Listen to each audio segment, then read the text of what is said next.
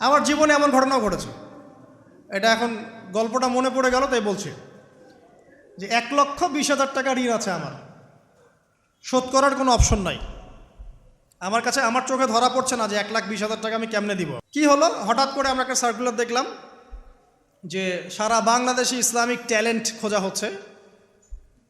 2000 এটা মনে হয় 17 কি 18 সালের কথা, হ্যাঁ 18 না, আচ্ছা 18। তো হ্যাঁ, আলোকিত কেন। তো এখন আমার ওয়াইফ বলছেন যে আপনি এটাতে অ্যাপ্লাই করেন। তো আমি অ্যাপ্লাই করবো, এটা তো আলেমুল আমাদের প্ল্যাটফর্ম, আমি এখানে জেনারেল থেকে আসা মানুষ কেমন করে কি। তো সে বলছেন না, আপনি পারবেন ইনশাল্লাহ, আপনি পড়াশোনা করেন ইনশাল্লাহ পারবেন।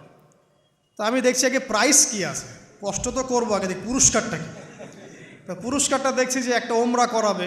ওমরা করা তো যে কারোর জন্য একটা মানে স্বপ্নের ব্যাপার না, ওমরা করা তো সবাই আমরা খুব পছন্দ করি। আল্লাহ পাক আমাদেরকে বেশি বেশি ওমরা করার তৌফিক দেখ। আর লেখা আছে যে ফার্স্ট প্রাইজ 3 লাখ টাকা, second prize 2 lakh, third prize হচ্ছে 1 লাখ টাকা। টানা 4 থেকে 5 মাস, দৈনিক 10 থেকে 12 ঘন্টা, নাওয়া খাওয়া সব ওখানেই। আর যতটা সহজ মনে করছেন আসলে কিন্তু প্রতিযোগিতা অত সহজ নয়। আসলে যে কোনো জায়গা থেকে প্রশ্ন আসতে পারে, আকিদা, সিরাত, ইতিহাস, এটা ওইটা অনেক টপিক, প্রায় 36টা বিভাগ আছে।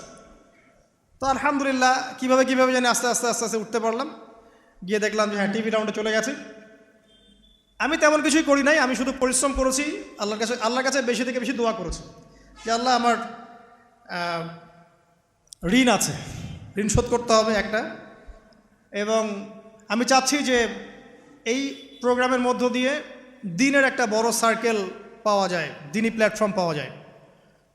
তো আলহামদুলিল্লাহ আল্লাহ পাকের ইচ্ছায় সেখানে একটা ভালো রেজাল্ট হলো এবং সেখানে ওমরাও করা হলো আলহামদুলিল্লাহ। এবং ক্যাশ তারা খুব তাড়াতাড়ি দিয়ে দিয়েছে। আমি পুরো ক্যাশটা আগে পেয়েই আগে ঋণটা শোধ